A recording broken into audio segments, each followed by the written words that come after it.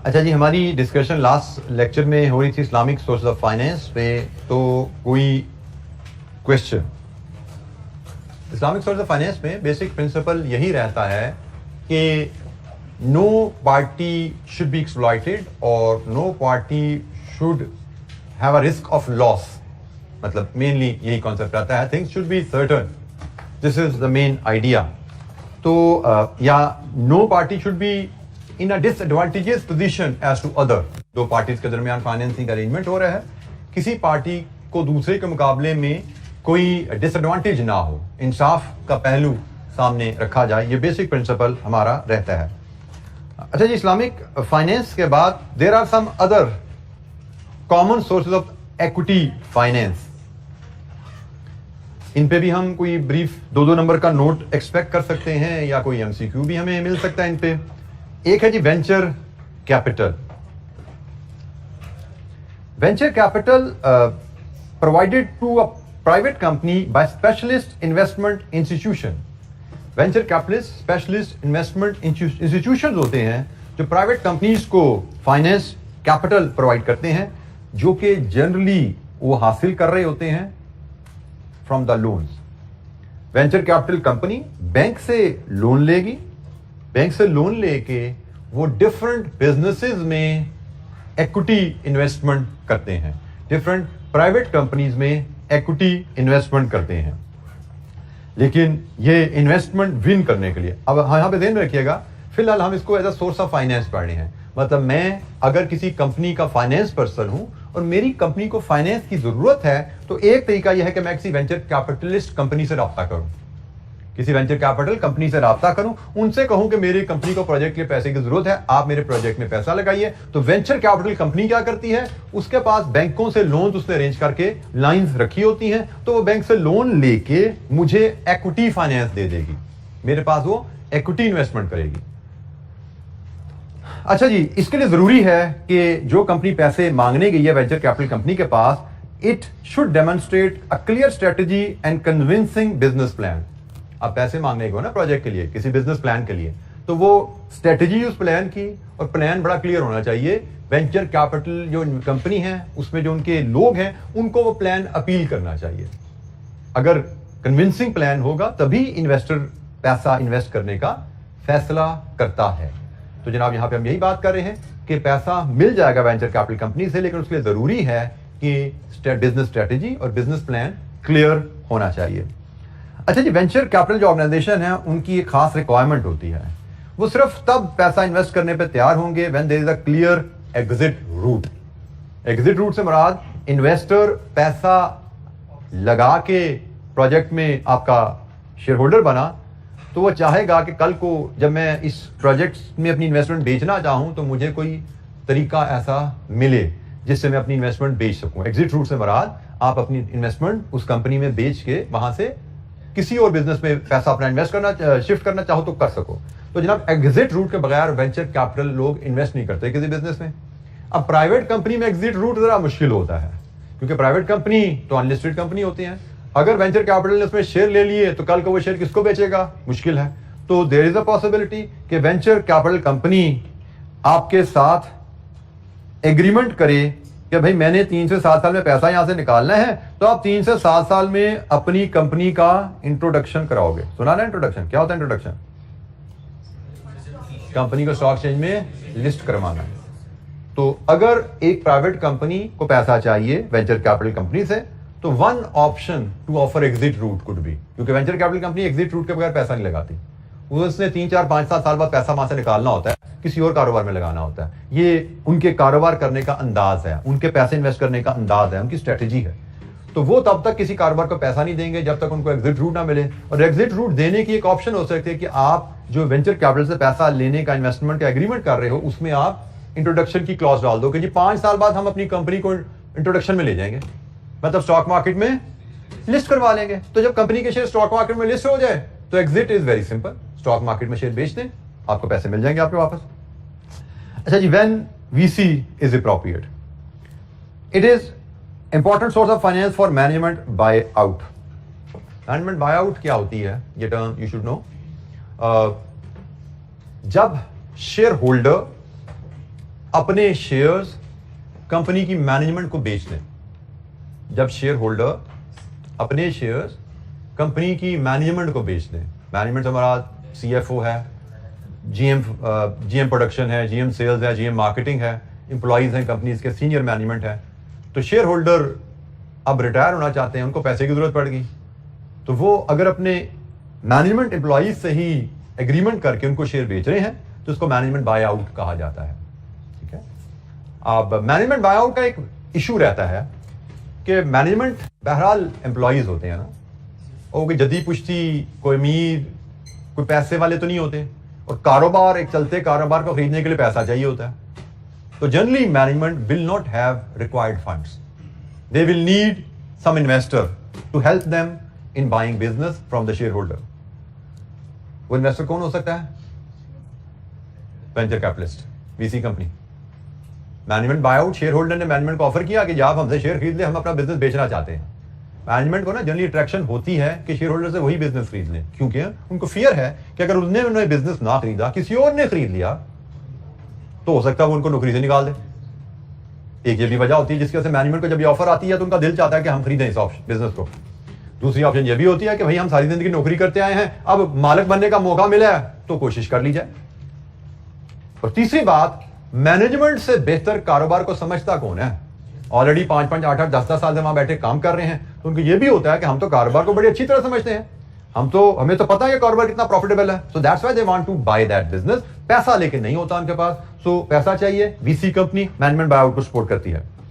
Can provide finance to take young private companies to next level. जो young private companies, जो नया नया जिन्होंने कारोबार शुरू किया है, उनके लिए बड़ा यूजफुल फाइनेंस होता है, क्योंकि जो छोटी कंपनीज, नए नए कारोबार होते हैं, उन पे ट्रेडिशनल जो फाइनेंसिंग मेथड्स होते हैं उसके थ्रू इन्वेस्टर उनको पैसा नहीं देता। फॉर एग्जांपल, आप कहो जी मैं नया बिजनेस है, मैं इस बिजनेस में एक्सपेंशन लाना चाहता हूं, मुझे कहीं से बैंक से लोन ले लूं मैं, bank will not give you loan. नया बिजनेस है, रिस्की बिजनेस है, हमने नहीं देना जी लोन। सो ऐसी कंपनीज के लिए भी VC फायदामंद रहता है। VC एक अहम सोर्स है, क्योंकि VC जो है ये रिस्की इन्वेस्टर होते हैं, और नए बिजनेस में पैसा डालना रिस्की काम है ना, ये है ही रिस्की इन्वेस्टर, ये रिस्क सीकर हैं, ये रिस्क लेके ज्यादा रिटर्न का चांस लेना चाहते हैं, क्योंकि जाहिर बात है रिस्की बिजनेस में पैसा लगाते हो, high risk high return, return भी ज्यादा आती है। May provide cash to startups but this is less likely, मतलब नया कारोबार शुरू करने के लिए भी पैसा दे सकते हैं, but this is less likely. Normally VC वहीं पे पैसा देते हैं जहां पे कारोबार शुरू हो चुका है, इनिशियल फेजेस में है, और उसको कहीं ट्रेडिशनल सोर्स ऑफ फाइनेंस से पैसा नहीं मिल रहा, तो ये एक नॉन ट्रेडिशनल कह लीजिए थोड़ा सा सोर्स ऑफ फाइनेंस होता है, VC वेंचर कैपिटल। 2 नंबर का नोट हमें इस पे आ सकता है, business angels. Business angels are wealthy individuals.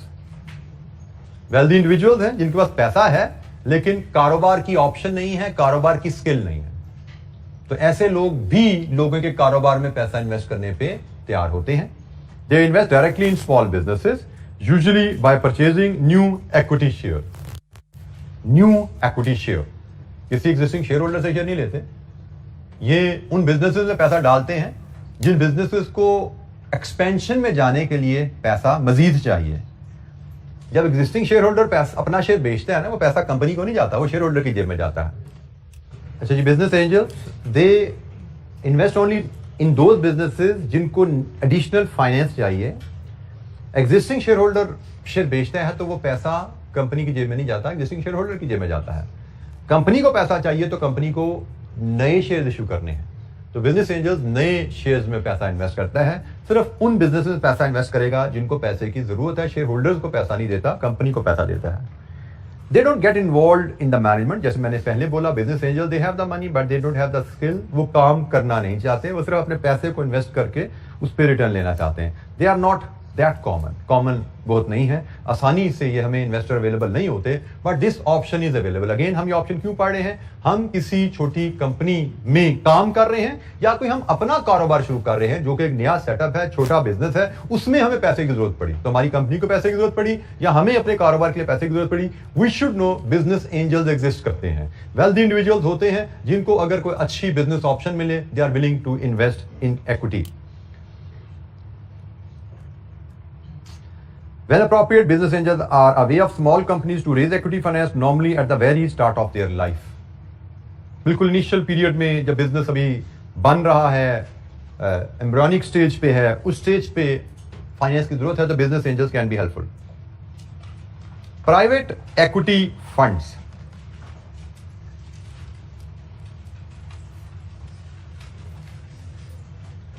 अच्छा ये भी एक प्रोफेशनल ऑर्गेनाइजेशन होती है, ऑर्गेनाइजेशंस होती हैं प्राइवेट इक्विटी फंड, जिन्होंने इन्वेस्टर से फाइनेंस रेज करके एक पूल बनाया होता है।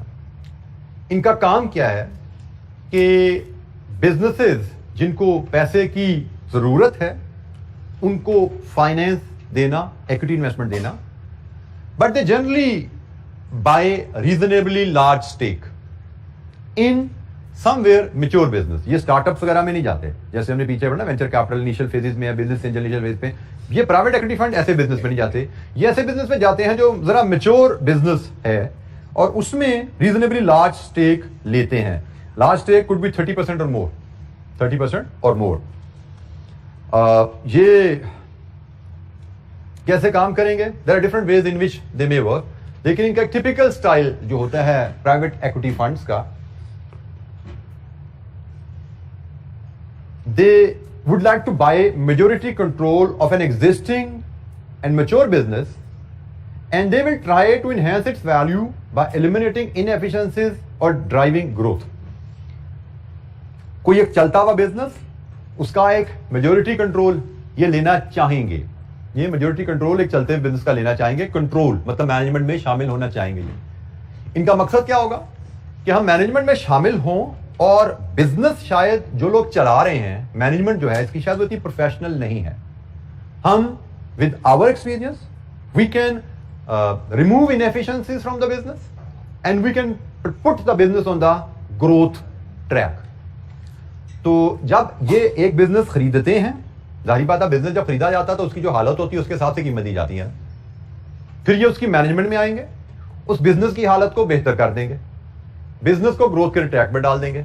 तो जब आपने एक शेयर 20 रुपए का खरीदा, उसमें से इनएफिशिएंसीज हटाई अपनी मैनेजमेंट स्किल की वजह से, उसके फ्यूचर प्लान्स ऐसे डेवलप करके इंप्लीमेंट किए कि वो ग्रोथ ट्रैक पे आ गया 6 महीने, साल, 2 साल में, तो वो 20 रुपए का शेयर बढ़ के कहीं 40 पे चला जाता है, क्योंकि बिजनेस की वक्त के हिसाब से, बिजनेस के अर्निंग पोटेंशियल के हिसाब से, बिजनेस के फ्यूचर ग्रोथ के हिसाब से उसकी शेयर की प्राइस होती है। तो जनाब इनका काम क्या है कि इस तरह बिजनेस को ऊपर लेके जाते हैं और उसके बाद its view is to realize the investment, पैसे कमा लेते हैं। कैसे? Possibly by breaking the investment into smaller parts. This could be possibly है, जरूरी नहीं कि ऐसा ही करें, वो अपने शेयर्स हायर वैल्यू पे बेच के भी अपनी इन्वेस्टमेंट रियलाइज करते हैं। अदरवाइज ऐसा भी बात करते हैं कि बिजनेस के सेगमेंट बना देते हैं कि जो बिजनेस खरीदा था उसमें product A B C 3 products बनती थी, तो प्रोडक्ट बिजनेस को बनाया, उसमें से इनएफिशिएंसी रिमूव की, उसको ग्रोथ के ट्रैक में डाला और प्रोडक्ट ए किसी पार्टी ए को बेच दिया, प्रोडक्ट बी का बिजनेस पार्टी बी को बेच दिया, प्रोडक्ट सी का बिजनेस पार्टी सी को बेच दिया। तो वो शायद इस तरह होता क्या है कि जो उन्होंने शेयर 100 रुपए के खरीदे होते हैं वो इस तरह करके डबल ट्रिपल पे पैसे रियलाइज कर लेते हैं। तो this is how private equity funds they work. अच्छा, यहां पे एक टर्म यूज की गई है लेवरेज्ड बायआउट की। बायआउट का मतलब बिजनेस खरीदना होता है और लेवरेज्ड बायआउट का मतलब कि बिजनेस की कीमत देते हुए लोन का इस्तेमाल भी किया जाता है। तो यहां पे जो उसने लिखा है private equity funds leveraged buyout transaction में जाते हैं, मतलब वो बिजनेस खरीदते हैं, मेजॉरिटी शेयर्स बिजनेस के खरीदने में इंटरेस्टेड है, लेकिन बाद औक़ात वो शेयर्स खरीदते हुए लोन का इस्तेमाल भी करते हैं। लेवरेज्ड का मतलब लोन की मदद से, बायआउट का मतलब बिजनेस को खरीदना, जैसे वो मैनेजमेंट बायआउट था ना, मैनेजमेंट का बिजनेस को खरीदना। ये लिवरेज बायआउट है, लोन की मदद से बिजनेस को खरीदना। कुछ अपने पैसे भी हैं लेकिन लोन की भी मदद है। तो ये जनाब प्राइवेट इक्विटी फंड्स की कहानी है। ये कब यूज किए जाते हैं? Private equity fund will take 30% and appoint directors. You should be prepared. अगर आप किसी कंपनी में हो जिसको प्राइवेट इक्विटी फंड से पैसा लेने की जरूरत है तो आपको पता होना चाहिए वो लार्ज स्टेक लेंगे, 5-10% शेयर नहीं लेते। दूसरा, वो अपने बोर्ड पे आपके बोर्ड पे डायरेक्टर अपॉइंट करेंगे, मतलब वो मैनेजमेंट का हिस्सा बनना चाहेंगे। सो प्राइवेट इक्विटी फंड से पैसा चाहिए तो यू शुड बी प्रिपेयर्ड कि आपके बोर्ड में उनके नुमाइंदे आके बैठेंगे और आपके बोर्ड में मैनेजमेंट को वो 7 क्वेश्चन भी करेंगे, उनको मॉनिटर भी वहां बैठ के करेंगे। इट्स नॉट सिंपली कि पैसा देके वो घर बैठ के भूल गए, वो पैसा भी देंगे और खुद भी आके आपके कारोबार के ऊपर बैठेंगे। It is a method to raise equity finance where company is not allowed to do so from the market. तो अगर मार्केट से ट्रेडिशनल सोर्स आप रेज नहीं कर सकते फाइनेंस, बहरहाल ये एक ऑप्शन है। ठीक है, उनके बंदे आपके आके बोर्ड पे बैठते हैं, but they are there to support you in the management. अब वो आप पे है कि आप इस सपोर्ट को इंटरफेरेंस समझोगे या इसको हेल्प समझोगे। तो अगर आप इसको हेल्प समझते हो then this could be a good option, इसको इंटरफेरेंस समझते हो then this is not the option जिससे आपको फाइनेंस रेज करना चाहिए। जी एनी क्वेश्चन, कोई सवाल? जी बेटा।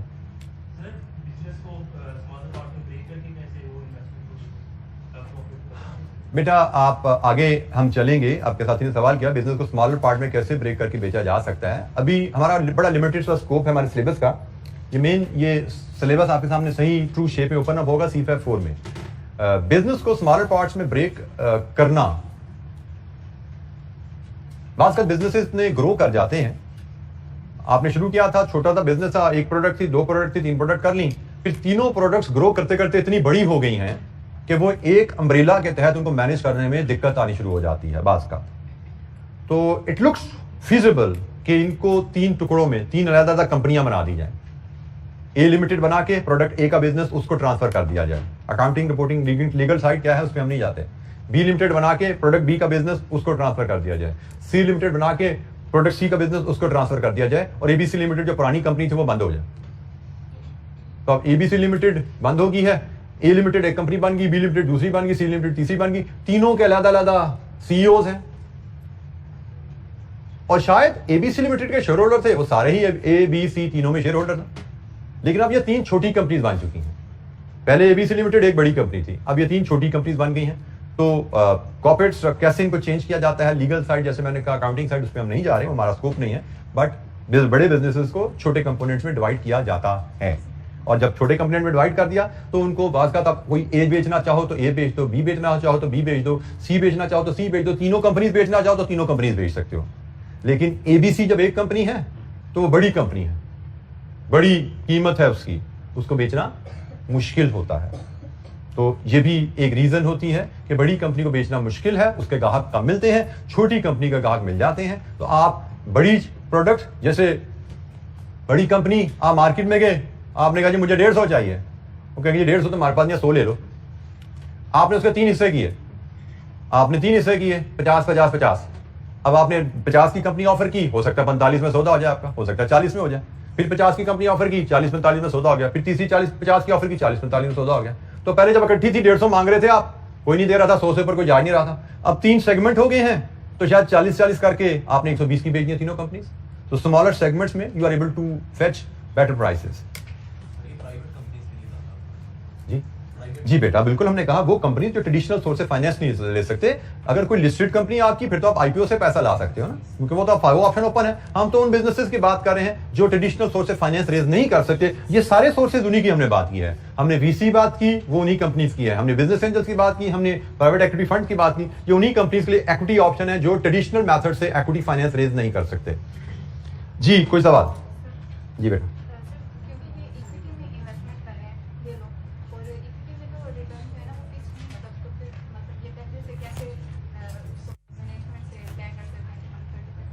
तो 30% शेयर्स ले रहे हैं बेटा, they are buying 30% shares in the company.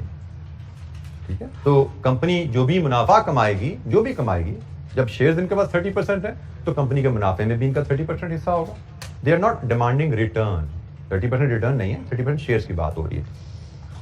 Ji any other question? Leveraged का मतलब लोन की मदद से।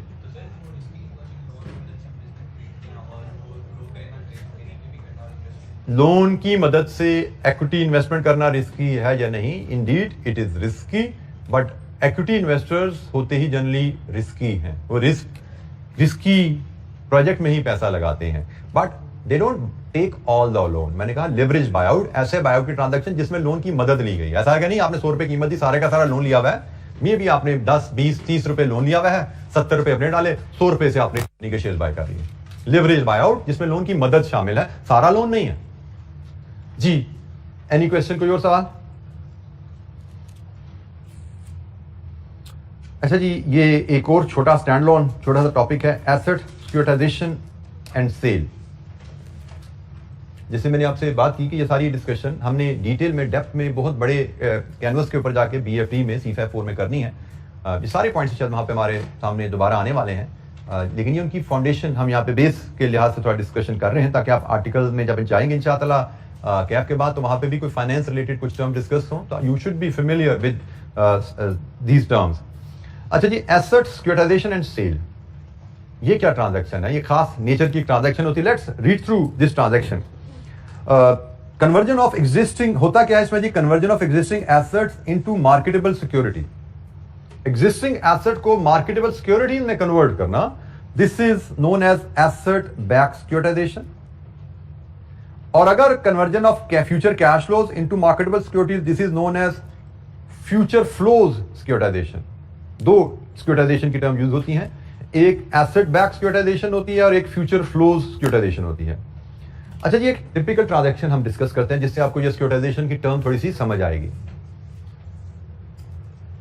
Company A sets up company B, described as special purpose vehicle, abbreviated as SPV.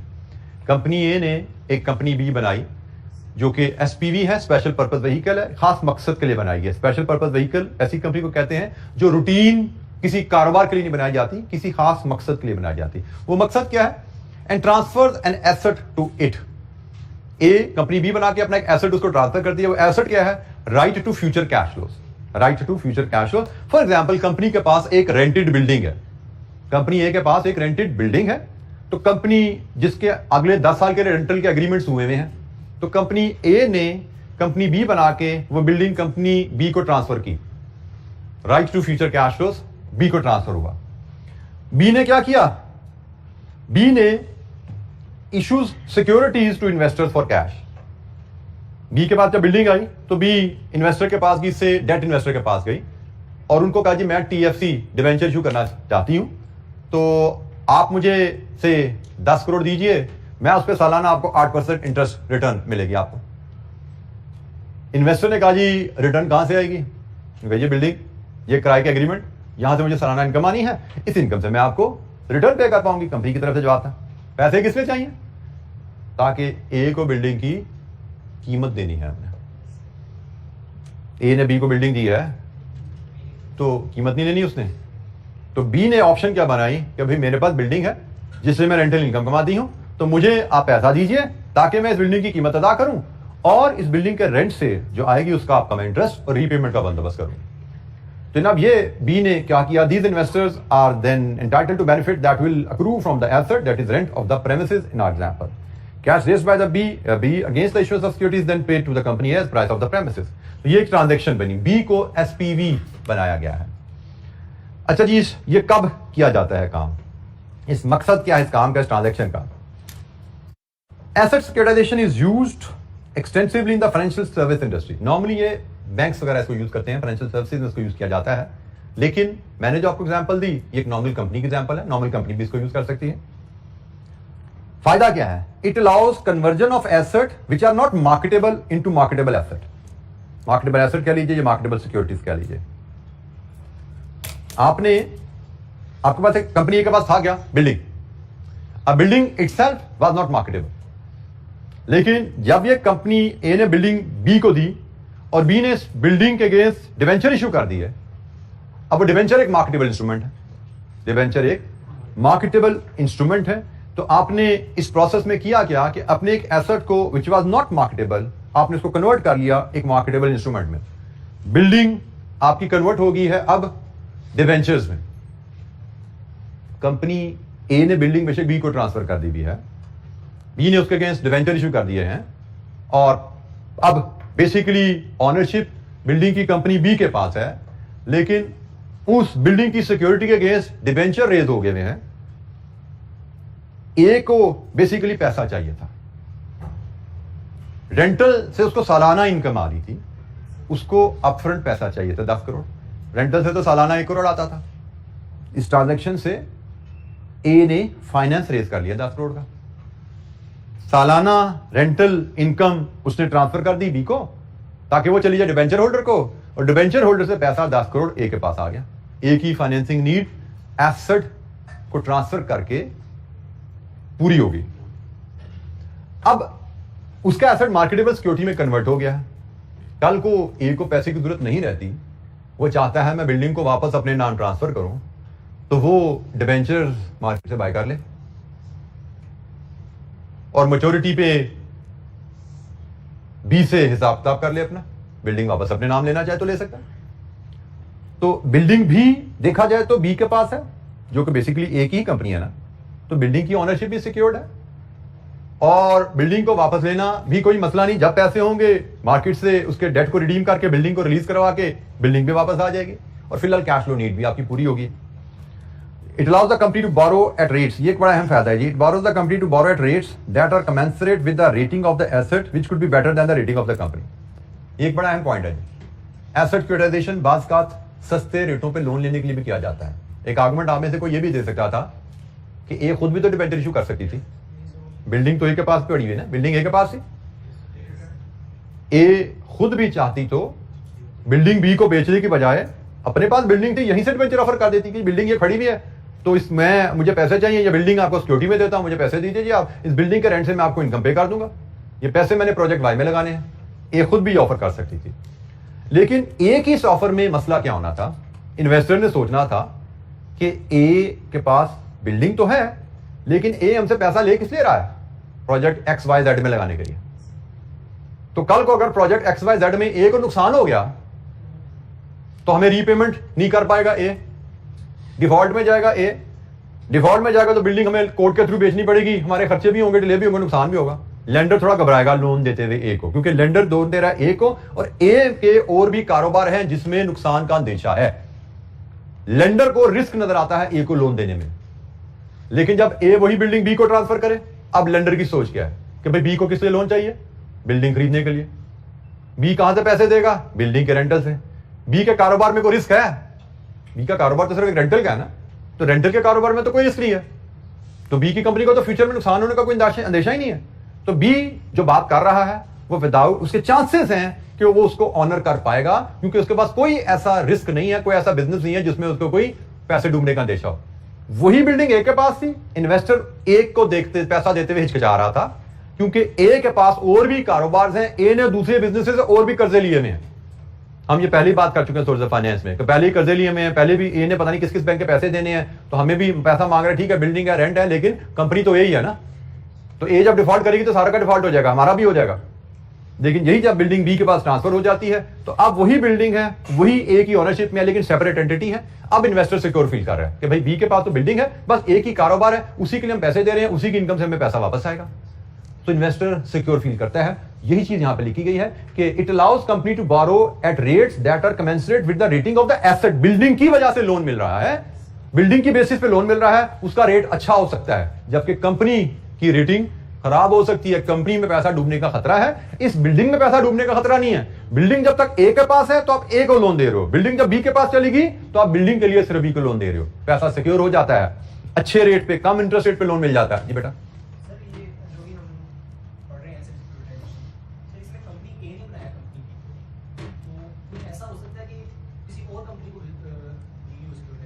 बेटा कंपनी ए अगर अपनी बिल्डिंग किसी और कंपनी को बेच दे तो ये तो सिंपली सेल है, this will be a simply sale transaction.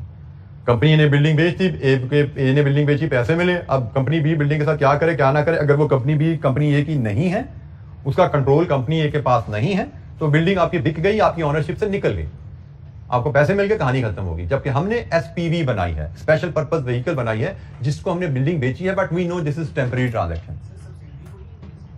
बेटा सब्सिडरी है, B is the subsidiary of A, लेकिन आप कह रहे हैं किसी और को बेच दो, आपकी चीज, आपने मुझे चीज बेची, मैं उसके साथ क्या करूं, इस पे आपका कोई इख्तियार नहीं है।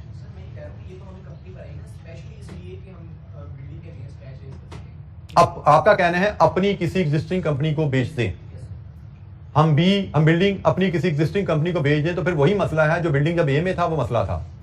जब बिल्डिंग ए में है तो फिर बेचने की जरूरत क्या किसी और कंपनी को, हमने बेची ही इसलिए है कि जिसके पास जाएगी उसके पास बिल्डिंग के अलावा कोई कारोबार नहीं है। एसपीवी स्पेशल पर्पस व्हीकल है, लेंडर को पैसा देने वाले को नजर आ रहा है कि इस कंपनी का कोई और कारोबार नहीं है, इसको पैसा देना कोई ज्यादा खतरे वाली बात नहीं है, सिर्फ बिल्डिंग में इन्होंने पैसा लगाया हुआ है और रेंट वहां से आ रहा है और इसमें रिस्क नहीं है। लेकिन कोई प्रोडक्शन हो रही है, मैन्युफैक्चरिंग हो रही है, इंपोर्ट करके रॉ मटेरियल आप प्रोडक्शन कर रहे हो तो रिस्क है ना। कल जैसे परसों 2-4 दिन पहले इंपोर्ट बैन होगी, तो जितने भी इंपोर्ट बेस्ड बिजनेसेस थे उनकी तो ऐसी की तैसी फिर की पाकिस्तान में, बेतहाशा बिजनेसेस थे ओवर द डेकेड्स यहाँ पे डेवलप हुए थे, जो रॉ मटेरियल इंपोर्ट करके उससे प्रोडक्ट बना के बेच रहे हैं।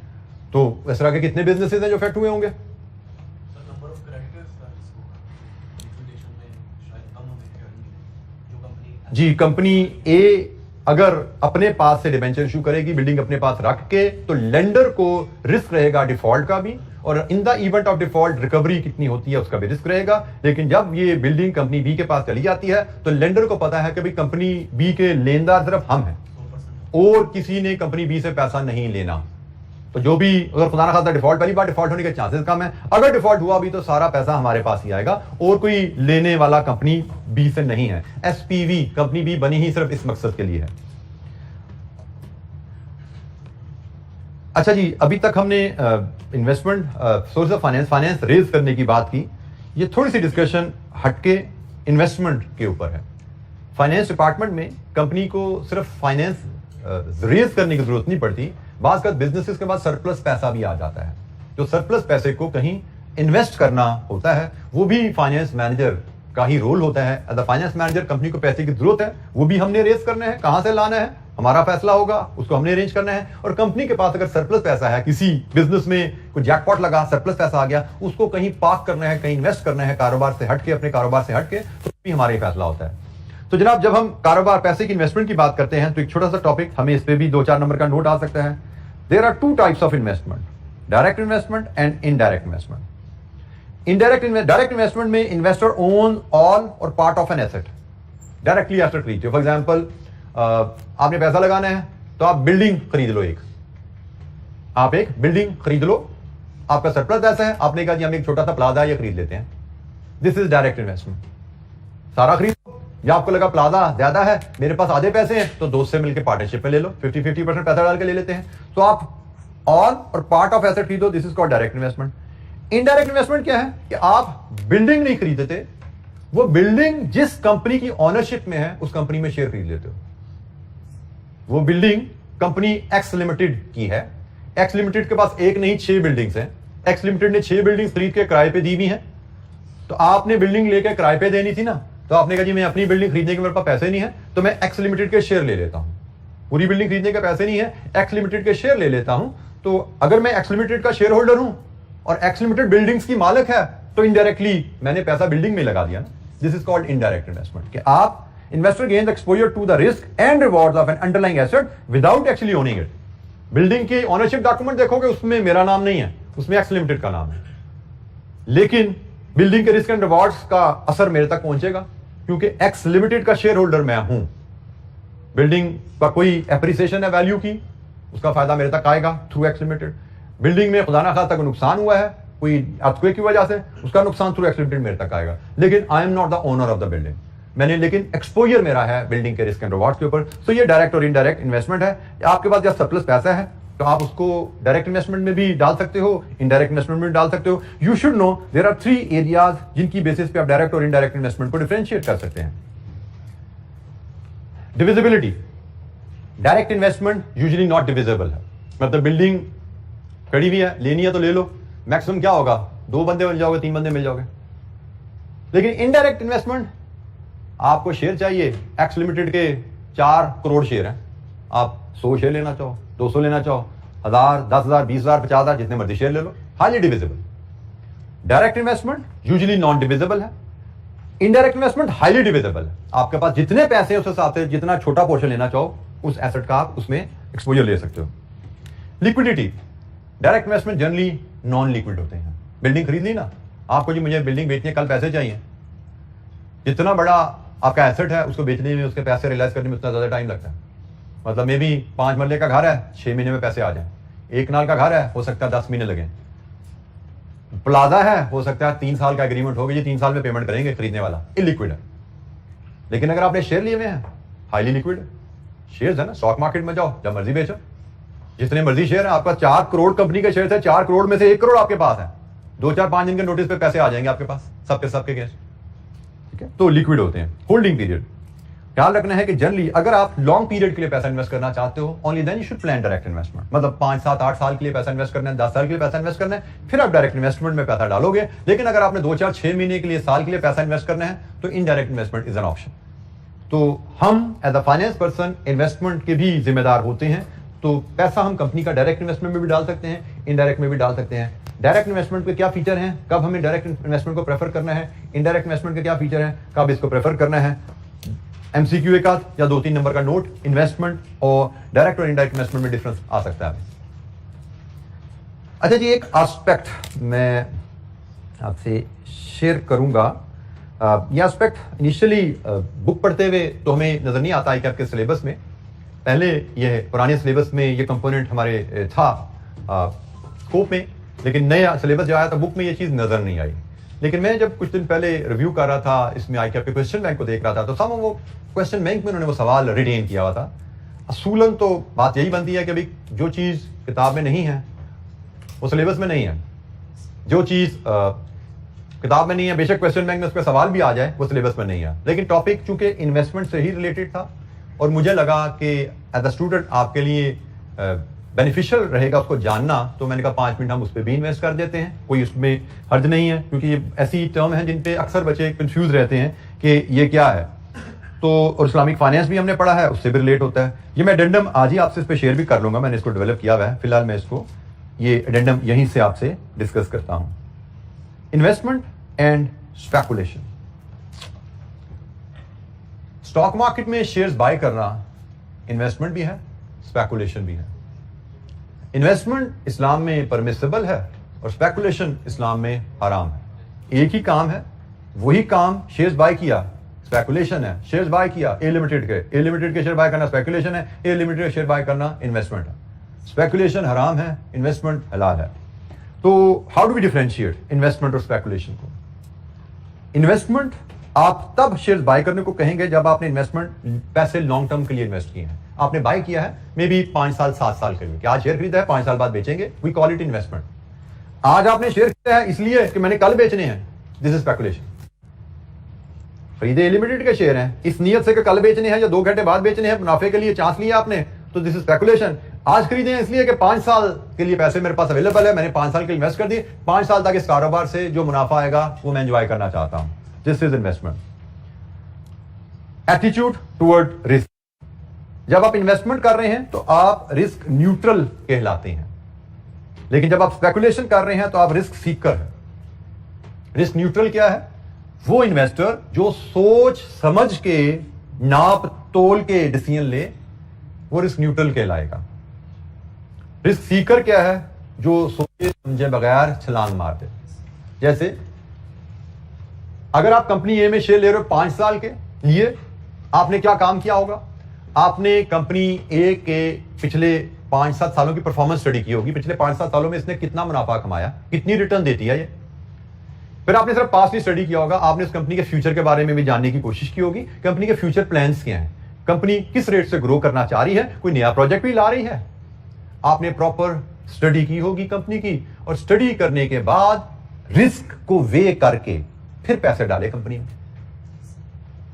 ये कैसे आपने फैसला किया 2 घंटे के लिए कि आपके एक दोस्त का फोन आया था, यार मैं उधर से गुजर रहा था, मैंने सुना इसकी कीमत बढ़ने वाली है, तू भी ले ले। आपने फटाफट शेयर बाय कर ली। कल तक इसकी कीमत 2 रुपए बढ़ जाएगी, आपने फौरन कहा जी मेरे लिए दो इसके 1000 शेयर 2000 शेयर बाय कर लो। कोई रिसर्च नहीं, कोई कुछ नहीं, आपने सिर्फ एक फोन कॉल आई थी कहीं से उड़ते उड़ते, आपने बात सुनी थी कि जिस शेयर की कीमत बढ़ने वाली, क्यों बढ़ने वाली आपको पता ही कोई नहीं, आपने वे ही नहीं किया क्या वजह है शेयर की कीमत क्यों बढ़ेगी, आपने बगैर सोचे समझे छलांग मार दी। अब आपको नहीं पता बढ़े ऊपर भी जा सकती नीचे भी जा सकती, that's why it is called speculation. कि आपने इसको वे नहीं किया कि क्या वाकई ही इससे आपको अच्छी रिटर्न आने वाली है, यहां पे आप वे कर रहे हो, यहां पे आप वे नहीं कर रहे, सुनी सुनाई बात पे चल पड़े हो। तो इसलिए हम कहते हैं ये इन्वेस्टर जो स्पेकुलेशन करते हैं वो रिस्क सीकर होते हैं। लिक्विडिटी, जब आप इन्वेस्टमेंट कर रहे हो, क्योंकि 5-7 साल के लिए पैसा इन्वेस्ट करते हो, तो यू आर नॉट इंटरेस्टेड कि इन्वेस्टमेंट बहुत ज्यादा लिक्विड हो, थोड़ी सी लेस लिक्विड होगी तो भी गुजारा हो जाएगा। मतलब आपने आज बेचने का फैसला किया, बेचने में 5-10 दिन भी लग जाएंगे तो कोई मसला नहीं, आप तो 5-7 साल के लिए ले रहे हो ना शेयर। लेकिन जब आप स्पेकुलेशन कर रहे हो, तो जो लोग स्पेकुलेशन करते हैं they are interested in very liquid share, कि अभी फैसला किया तो विद इन मिनट्स वो शेयर बिक जाए हमारा मार्केट में, क्योंकि आपने लिया 2 घंटे के लिए था, 24 घंटे के लिए था। तो जिस शेयर को बेचने में ही 6 दिन लगने या 10 दिन लगने हैं, वो कैसे आप स्पेकुलेशन में बाय कर सकते हैं? सो स्पेकुलेशन में ओनली यू बाय शेयर्स जो कि फौरन बिकते हैं। वॉलेटिलिटी, वॉलेटिलिटी से मुराद कीमत में उतार चढ़ाव। जनरली जो इन्वेस्टमेंट में आप शेयर्स बाय करते हो उनमें जो उतार चढ़ाव है वो कम होता है। और जो स्पेकुलेटर्स होते हैं वो विदाउट नेसेसरली नॉलेज पैसा लगाते हैं, और पैसा लगाते ही जनरली उन शेयर में जिनमें उतार चढ़ाव ज्यादा होता है। उतार चढ़ाव ज्यादा होगा तो फायदा मिलेगा ना। अगर कीमत में उतार चढ़ाव ही नहीं आता तो 2 घंटे में कीमत कैसे बदलेगी?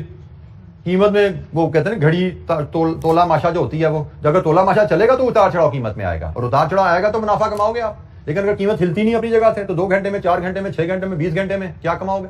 क्योंकि कमाई तो होती है खरीदा कम रेट पे, बेचा महंगे रेट पे। तो महंगे रेट पे कब बेचोगे? जब कीमत बढ़ेगी। तो कीमत तो तभी बढ़ेगी ना जब उसमें हिलजुल होगी। तो जनाब ये भी चीज देखी जाती है। इन्वेस्टमेंट, जिन प्रोजेक्ट्स में, जिन शेयर्स में पैसा लगाया जाता है, जिन कारोबार में पैसा लगाया जाता है, जनरली यहां पे वो कारोबार लो या मॉडरेट रिस्क के होते हैं।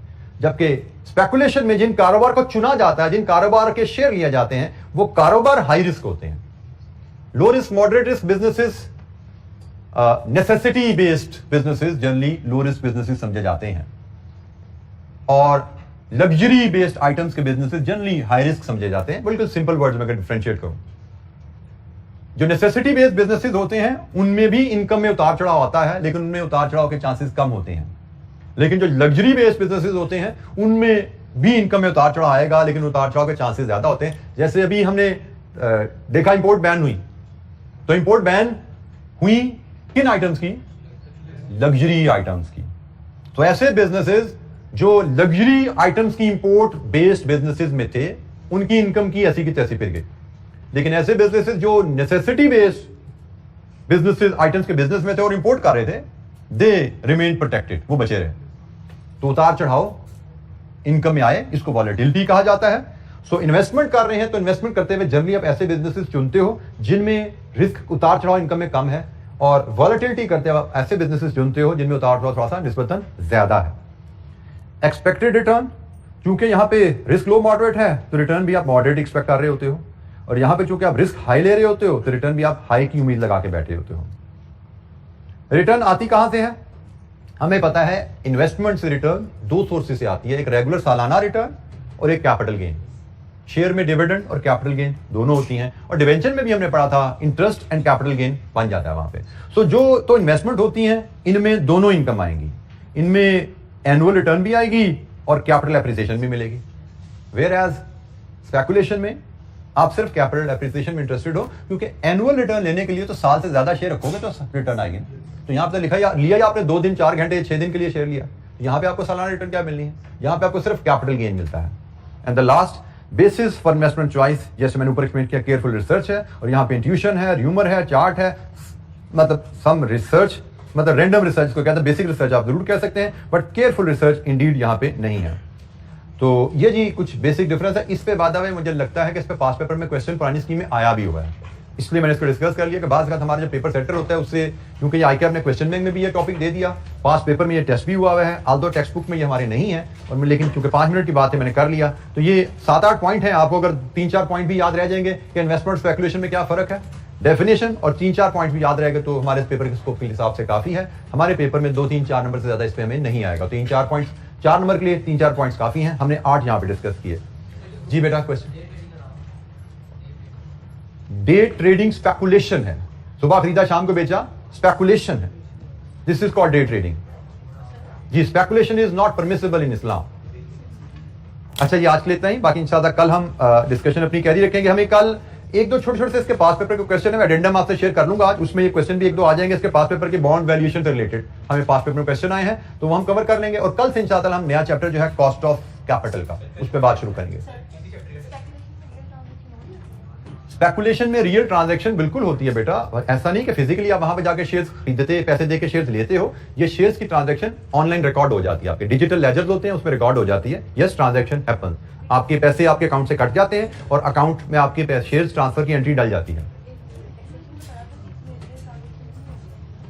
बेटा रियल ट्रांजैक्शन आप कहते कि इसको है, उस पर डिपेंड करता है, फिर पूछिएगा रियल ट्रांजैक्शन है क्या। स्पेकुलेशन, शेयर्स की जो ट्रांजैक्शन मैं आपको समझा रहा हूं वो स्पेकुलेशन है, सुबह शेयर खरीदा, दोपहर को बेचना है, दिस इज स्पेकुलेशन, और उसकी एंट्री रिकॉर्ड होती है, पैसे आपके अकाउंट से कटते भी हैं और आपके अकाउंट में शेयर्स की एंट्री भी डलती है। किस लेवल पे, देयर डिफरेंट लेवल, हम उसकी बारीकी में नहीं जाते, बट ट्रांजैक्शन रिकॉर्ड हो जाती है। अब रियल ट्रांजैक्शन टैक्सेशन में किसको कहा जाता है, या अगर वहां से पूछ लें, वो शायद किसी और स्पेकुलेशन ट्रांजैक्शन को रेफर कर रहे हैं, because this is not the only speculation transaction, there are so many types of speculation transaction. मैंने तो एक ट्रांजैक्शन की बात की है, उसमें ट्रांजैक्शन होती है।